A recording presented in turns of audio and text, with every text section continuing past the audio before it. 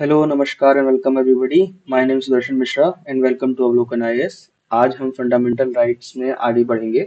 आज हम पढ़ेंगे राइट टू इक्वालिटी। आर्टिकल 12 और 13 तो हमने पिछले लेक्चर में कवर कर लिया था। आज आर्टिकल 14 से 18 जो कि राइट टू इक्वालिटी में क्लब किए गए हैं उसको पढ़ते हैं। ठीक है, तो आगे बढ़ते हैं अब स्लाइड में। सबसे पहले हम जानेंगे राइट टू इक्वालिटी का मतलब क्या होता है, फिर हम आर्टिकल से शुरू करेंगे। राइट टू इक्वालिटी यानी समानता का अधिकार। इसका ये आर्टिकल 14 से 18 में दिया हुआ है और ये इंश्योर करता है कि सभी व्यक्तियों के साथ बिना किसी भेदभाव के एक बराबर और न्यायपूर्ण व्यवहार हो।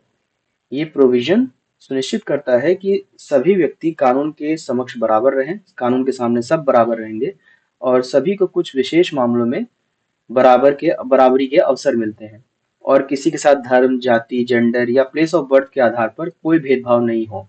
ऐसा ये आर्टिकल 14 से 18 इंश्योर करता है, राइट टू इक्वलिटी इंश्योर करता है। ठीक है, तो अब बेसिक जानकारी जानने के बाद फिर अब मूव ऑन करते हैं आर्टिकल 14 पे। आर्टिकल 14 कहता क्या है, पहले मैं पढ़ देता हूँ। आर्टिकल 14 कहता है this provision ensures that state shall not deny to any person equality before the law और equal protection of law within the territory of India. याद रखना, within the territory of India. It prohibits arbitrary discrimination by state and guarantees equal treatment under similar circumstances. दूसरा keyword है equal treatment under similar circumstances, यानी दो different circumstances रहेंगे तो equal treatment नहीं होगा। सपोज किसी ने चोरी किया है और किसी ने डाका डाला है तो दोनों का अलग अलग स्टैंस है। एक ने चोरी किया है, एक ने डाका डाला है, तो दोनों को इक्वल ट्रीटमेंट नहीं मिलेगा, ट्रीटमेंट दोनों की अलग अलग होगी। ठीक है, ये अब आगे इसको मूव ऑन करते हैं, इसमें समझते हैं और कि इसको हिंदी में मैं समझा देता हूँ एक बार कि राज्य किसी व्यक्ति को कानून के समक्ष समानता या कानून की समानता की सुरक्षा से वंचित नहीं करेगा। ठीक है, ये अधिकार नागरिकों और विदेशियों मतलब फॉरेनर्स को भी अवेलेबल है और लीगल एंटिटीज जैसे कंपनीज हुई उनको भी ये प्राप्त है। ठीक है, यानी ये आर्टिकल 14 जो है सभी के लिए है। It applies to everybody, citizens के लिए भी, फॉरेनर्स के लिए भी, लीगल एंटिटीज के लिए भी। ठीक है, अब एक इसमें एक और कॉन्सेप्ट आता है इक्वलिटी बिफोर लॉ और इक्वल प्रोटेक्शन ऑफ लॉ के बारे में। इक्वल प्रोटेक्शन ऑफ लॉ, तो पहले में इक्वल प्रोटेक्शन ऑफ लॉ समझ लेते हैं। इक्वल प्रोटेक्शन लॉ ये कॉन्सेप्ट जो है ये अमेरिकन कॉन्स्टिट्यूशन से लिया गया है और इसका मतलब है कि किसी सेम परिस्थितियों में मतलब किसी सेम सिचुएशन में सभी व्यक्तियों के साथ सेम तरह की व्यवहार होगा। किसी दो व्यक्तियों के साथ अलग अलग व्यवहार नहीं होगा अगर दोनों की सर्कमस्टेंसेस सेम है। ठीक है, अगला कॉन्सेप्ट आता है इक्वालिटी बिफोर लॉ। इसको हम अगले स्लाइड में समझेंगे। इसको इससे पहले रूल ऑफ लॉ समझना जरूरी है। रूल ऑफ लॉ ये दो तीन टर्म्स हैं, ये काफी ज्यादा पूछे भी जाते हैं, तो ये आप ध्यान रखना। Equality before law, rule of law, equal protection of law. ठीक है, इनके बीच के डिफरेंसेस अभी मैं समझा ही रहा हूँ, तो आप ध्यान से सुनना ये चीज। देखो रूल ऑफ लॉ क्या होता है। इक्वालिटी बिफोर लॉ का जो कॉन्सेप्ट है वो रूल ऑफ लॉ के कॉन्सेप्ट से ही निकल करके आता है। ये रूल ऑफ लॉ का कॉन्सेप्ट जो है सबसे पहले प्रोपाउंड किया था ब्रिटिश ब्रिटिश ज्यूरिस्ट एवी डाइसी ने। ठीक है, इस कॉन्सेप्ट के तीन एस्पेक्ट्स हैं। सबसे पहला एस्पेक्ट होता है एब्सेंस ऑफ आर्बिट्री पावर, मतलब मनमाने ढंग से कुछ भी नहीं कर सकते। कुछ रूल्स होंगे, उसके अकॉर्डिंग ही स्टेट को चलना पड़ेगा। ये नहीं कि जब मन में आया तो कुछ भी बना दिया, जब मन में आया तो कोई लॉ बना दिया, कोई लेजिस्लेशन बना दिया, कोई बाय लॉ बना दिया हो। ठीक है, फिर अगला जो कॉन्सेप्ट आता है रूल ऑफ लॉ में वो इक्वालिटी बिफोर लॉ का है। मतलब कि किसी व्यक्ति के लिए विशेष अधिकार या सुविधा नहीं होगी, सभी व्यक्ति इस कानून के सामने एक ही बराबर के होंगे, कोई व्यक्ति कानून से ऊपर नहीं होगा। ठीक है, और तीसरा है primacy of rights of the individual. ये इंडियन कॉन्टेक्स्ट में वैलिड नहीं है और इसको प्रीलिम्स के पर्सपेक्टिव से भी जानना जरूरी नहीं है, इसलिए इसको समझने की अभी कोई खास जरूरत नहीं है आपको। ये जब हम थोड़ा डिटेल में लेक्चर्स पढ़ेंगे तब ये सब चीज समझाया जाएगा। और फिर तीसरा चीज जो जरूरी जानना है रूल ऑफ लॉ के बारे में कि ये बेसिक स्ट्रक्चर का पार्ट है। अच्छा, और आर्टिकल 14 के कुछ एक्सेप्शंस हैं ये। और अच्छा, बेसिक स्ट्रक्चर का पार्ट है मैंने बताया, तो ये बेसिक स्ट्रक्चर आपने पढ़ा ही लिया होगा, मैंने समझाया था लास्ट लेक्चर में। अगर नहीं पढ़ा है और या फिर याद नहीं आ रहा हो तो इस लेक्चर के तुरंत बाद जाकर के आप 1.5x पे उसको देख लेना, समझ आ जाएगा। ठीक है। तो अब एक्सेप्शंस में मूव करते हैं। एक्सेप्शंस इसके क्या है कि ये सुप्रीम कोर्ट के मुताबिक आर्टिकल 14 क्लास लेजिस्लेशन को मना करता है, लेकिन रीजनेबल क्लासिफिकेशन की अनुमति देता है। रीजनेबल क्लासिफिकेशंस क्या है, ये पार्लियामेंट डिसाइड करती है। ठीक है। फिर अगला जो एक्सेप्शन है कि प्रेसिडेंट और गवर्नर को कुछ विशेष सुरक्षा दिए गए हैं। ठीक है, क्योंकि वो फर्स्ट सिटीजन होते हैं ऑफ द कंट्री, और प्रेसिडेंट और governor of the first citizen of the state, तो इसलिए कुछ विशेष सुरक्षा उनको दिया गया है। तो वो एक्सेप्शन है इसके। उसके बाद फिर फॉरेन डिप्लोमेट्स और यूनाइटेड नेशंस ऑर्गेनाइजेशन एजेंसीज के भी कुछ व्यक्ति हैं, तो उनको भी कुछ इम्यूनिटी मिलती है, तो उनको भी एक्सेप्शन है इन आर्टिकल 14 के तहत में। ठीक है, उनको इक्वालिटी, ये राइट टू इक्वालिटी का थोड़ा एक्सेप्शन मिला हुआ है। अब इसके बाद फिर हम मूव करते हैं आर्टिकल 15 की तरफ। आर्टिकल 15 एक मूवी भी आई थी, अगर आपने देखा हो तो बहुत अच्छी बात है। आर्टिकल 15 अब मैं समझा देता हूँ क्या होता है। आर्टिकल 15 का मतलब है कि स्टेट किसी भी नागरिक के साथ सिर्फ रिलीजन पे, कास्ट पे, जेंडर पे या प्लेस ऑफ बर्थ के आधार पे भेदभाव नहीं करेगा।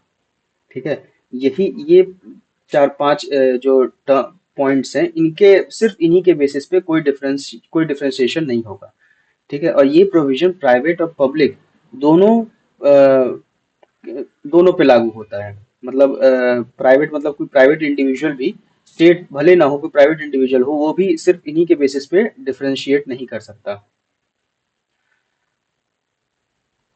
हालांकि इसमें भी कुछ एक्सेप्शंस हैं, जैसे स्टेट कुछ provisions affirmative actions women, children, backward classes के लिए कर सकता है। कुछ ग्राउंड्स पे उनके लिए मतलब स्पेशल प्रोविजंस किए जा सकते हैं। ठीक है, इससे ज्यादा आर्टिकल 15 में जानने की जरूरत नहीं है। बस इतना आप जानो कि आर्टिकल 15 होता क्या है कि it prohibits discrimination only on the ground of religion, race, caste, sex और प्लेस ऑफ बर्थ। ठीक है, और स्टेट कुछ प्रोविजंस कर सकता है वुमेन और चिल्ड्रन के लिए, और SC ST या कोई बैकवर्ड क्लासेस के लिए। इतना जानना जरूरी है इसमें। आर्टिकल 15 कवर हो गया अपना। अब आर्टिकल 16 पे आते हैं। आर्टिकल 16 क्या बोलता है? आर्टिकल 16 बोलता है this provision guarantees equality of opportunity in matters of public employment और अपॉइंटमेंट। यानी सरकारी नौकरियों या अपॉइंटमेंट में इक्वालिटी ऑफ अपॉर्चुनिटी को गारंटी करता है आर्टिकल 16। ठीक है, और it prohibits discrimination in these matters only on the ground of religion, race, caste, sex, descent, place of birth और रेसिडेंस। मतलब सिर्फ इन्हीं ग्राउंड्स पे कोई आपका डिस्क्रिमिनेशन नहीं हो सकता। हाँ, इन ग्राउंड्स के अलावा कोई अगर और ग्राउंड है तो उस पर डिस्क्रिमिनेट हो सकता है, लेकिन इन ग्राउंड्स पे आपका कोई डिस्क्रिमिनेशन नहीं हो सकता। वो ग्राउंड्स क्या है? रिलीजन के, रेस के, कास्ट के, सेक्स के, डिसेंट के, यानी आप किस डिसेंट से हो, आपके मतलब ओरिजिन से, और प्लेस ऑफ बर्थ, आप किस जगह पैदा हुए हो। ठीक है, लेकिन इसमें भी कुछ एक्सेप्शंस हैं, वो एक्सेप्शंस हम डिस्कस कर रहे हैं अब। जैसे कुछ जॉब्स के लिए रेसिडेंस एज ए कंडीशन को पार्लियामेंट प्रेस्क्राइब कर सकती है। जैसे कोई जॉब है सपोजिंगली नॉर्थ ईस्ट में या फिर किसी हिली टेरेन में, जहाँ पे जरूरी है कि वहाँ के लोग को ही जॉब मिले, तो उस केस में पार्लियामेंट प्रेस्क्राइब कर सकती है रेसिडेंस एज ए कंडीशन, फिर उसको आर्टिकल 16 का उल्लंघन नहीं माना जाएगा। ठीक है। फिर अगला जो एक्सेप्शन का पॉइंट है कि राज्य जो है बैकवर्ड क्लासेस के लिए रिजर्वेशन का प्रावधान कर सकता है। यानी उनको किसी स्पेसिफिक जॉब्स के जो रिजर्वेशन दी जाती हैं, 15%, और क्या कहते हैं 7.5% ST को, 15% SC को, फिर 27% OBC को, और फिर ये 10% EWS को, तो ये सब जो रिजर्वेशन है वो आर्टिकल 15 और 16 में ही बदलाव करके दिया गया है हुआ है। तो ये एक्सेप्शन है इन आर्टिकल्स का कि हाँ, कि स्टेट रिजर्वेशन प्रोवाइड कर सकती है कुछ अपॉइंटमेंट्स में in favour of backward classes. ठीक है, और उसके बाद में फिर कुछ जॉब्स के लिए रिलीजियस क्वालिफिकेशन को भी प्रेस्क्राइब किया सकता है बाय स्टेट। जैसे आप अगर आपने देखा होगा, अगर ध्यान दिया होगा तो आर्म फोर्सेस में भर्ती निकलती है पुजारियों की, मौलवी की, और फिर जो चर्च में जो पूजा कराते हैं उनकी। तो उन सब में ये रिलीजियस क्लासिफिकेशन ही दिया हुआ, रिलीजियस क्वालिफिकेशन ही उनकी मांगी जाती है। तो वो ऐसा इसलिए होता है क्योंकि जैसे मौलवी का काम है वहां पे कोई रिलीजियस पूजा कराना, पूजा रिलीजियस का और कोई काम करवाना, तो ये सब काम तो मौलवी की जगह तो पुजारी तो कर नहीं सकता। तो वहाँ रिलीजियस क्वालिफिकेशन चाहिए ही होगी कि हाँ मौलवी की जगह मौलवी ही आएगा। या वही सेम केस पुजारी की जगह पे मौलवी तो कर नहीं सकता, पुजारी की जगह पुजारी ही करेगा। तो ठीक है, तो वही है कि रिलीजियस क्वालिफिकेशन कुछ लॉ के अकॉर्डिंग कुछ लॉ बना करके प्रिस्क्राइब किया सकता है। ठीक है। और फिर अगला जो एक्सेप्शन है कि स्टेट जो है वो परमिट, ये एक्सेप्शन अभी रिसेंटली ऐड हुआ था कि it can provide for reservation up to 10%, 10% तक का रिजर्वेशन किसी पोस्ट पे इकोनॉमिकली वीकर सेक्शंस के लिए प्रोवाइड किया सकता है। ठीक है। ये आर्टिकल 16 हुआ अपना कंप्लीट। अब आते हैं आर्टिकल 17 पे। आर्टिकल 17 काफी बहुत ज्यादा बड़ा आर्टिकल नहीं है, अबॉलिशन ऑफ अनटचेबिलिटी। इस पे ज्यादा क्वेश्चन नहीं बनते हैं अब। तो बस ये समझ लो कि article 17 prohibits abolition of untouchability. और 1976 में एक अनटचेबिलिटी ऑफेंसेस एक्ट 1955 बनाया गया, जिसके तहत ये कंप्लीट कम उसके बाद फिर इसको रीनेम कर दिया गया सिविल राइट्स एक्ट 1955 के तौर पे। और ये क्या कहते इससे एबॉलिश अनटचेबिलिटी को अबॉलिश करने में एक लेजिस्लेशन तैयार हो गया। और अब अनटचेबिलिटी तो है नहीं, तो इसलिए कोई क्वेश्चन भी कुछ खास बनता नहीं है, बनना भी बंद हो गया है। तो इसको आप बस जान लो कि आर्टिकल 17 होता है अबॉलिशन ऑफ अनटचेबिलिटी। फिर आगे आते हैं हम आर्टिकल 18 पे। ठीक है। आर्टिकल 18 जो है वो प्रोहिबिट करता है स्टेट को कोई भी टाइटल एक्सेप्ट मिलिट्री और एकेडमिक डिस्टिंक्शन किसी इंडिविजुअल को देने से। एकेडमिक और मिलिट्री एकेडमिक डिस्टिंक्शन हो, जैसे डॉक्टर लोग, कुछ लोग पीएचडी करते हैं तो डॉक्टर लगाते हैं अपने नाम के आगे। ठीक है। मिलिट्री डिस्टिंक्शन जैसे major, major general, brigadier, colonel, ये सब जो टाइटल्स हैं इसमें कोई रोक नहीं है। इसके अलावा जो भी टाइटल लोग लगाते, जैसे पहले कुछ टाइटल कुछ लोग लगाते थे टाइटल अंग्रेजों के द्वारा दिया जाता था, जैसे टाइटल हुआ महाराजा, राज बहादुर, राय साहब, दीवान बहादुर, एक्सेट्रा। ये सब कॉलोनियल टाइम्स में दिया जाता था। तो ये सब आर्टिकल कंप्लीटली बैन हो गए आर्टिकल 18 के तहत। ठीक है। और ये सारे जो टाइटल्स हैं वो इक्वल स्टेटस फॉर ऑल के प्रिंसिपल के अगेंस्ट है, इसलिए ये बैन हो चुके हैं।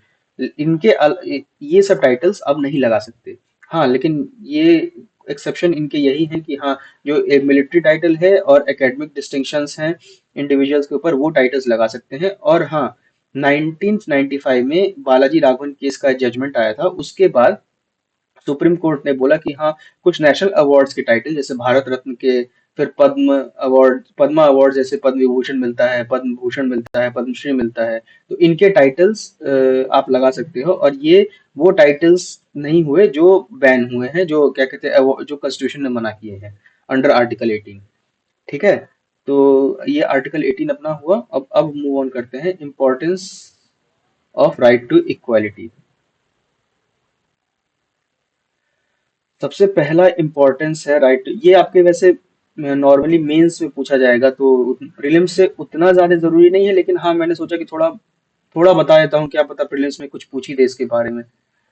ठीक है। तो importance of right to equality, सबसे पहला इम्पोर्टेंस है फेयरनेस और जस्टिस। इसका मतलब कि सभी व्यक्तियों को एक समान कानूनी व्यवहार मिलना और समाज में न्याय और न्यायिकता को बढ़ावा देना। ठीक है। फिर नॉन डिस्क्रिमिनेशन, इसका तो सेल्फ एक्सप्लेनेटरी है ये अधिकार एम्प्लॉयमेंट, एजुकेशन, पब्लिक सर्विसेज में बराबरी का अवसर प्रदान करता है। ठीक है। फिर सोशल कोहेजन, इस अगला इंपॉर्टेंस है राइट टू इक्वलिटी का, सोशल कोहेजन। इस अधिकार से सामाजिक तनाव और असमानता खत्म होती है और सामाजिक एकता को बढ़ावा मिलता है। अगला अगला इंपॉर्टेंस है राइट टू इक्वलिटी का ह्यूमन राइट्स में।